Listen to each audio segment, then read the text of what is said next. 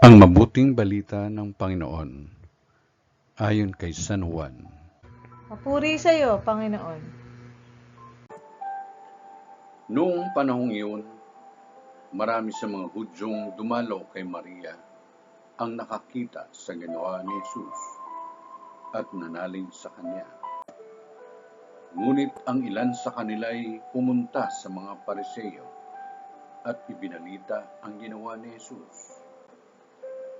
Kaya't tinipon ng mga punong saserdote at ng mga Pariseo ang mga kagawad ng Sanhedrin. Ano ang gagawin natin? Wika nila. Gumagawa ng maraming kababalaghan ang taong ito.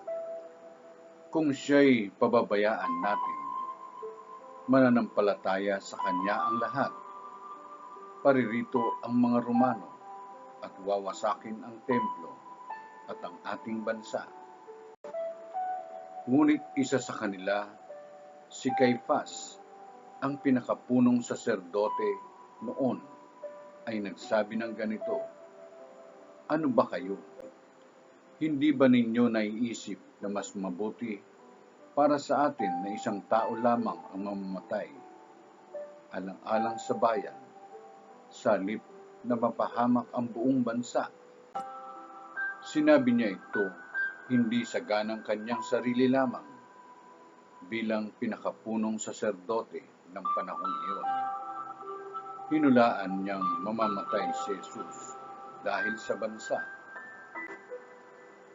At hindi dahil sa bansang iyon lamang, kundi upang tipunin ang nagkawatak-watak ng mga anak ng Diyos.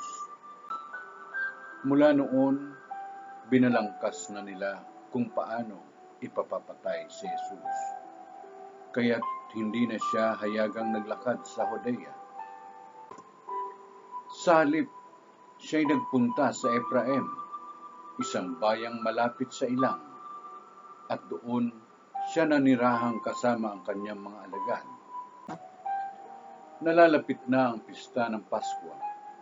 Maraming tagalalawig ang pumunta sa Jerusalem bago magpasko upang isagawa ang paglilinis ayon sa kautusan. Hindi nila nakita si Jesus sa templo, kaya't nagtanungan sila, "Ano sa akala ninyo? Paririto kaya sa pista o hindi?"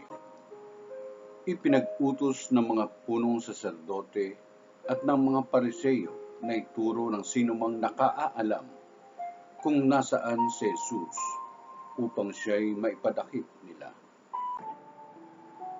Ang mabuting balita ng Panginoon. Pinupuri ka namin, Panginoong Hesuscristo.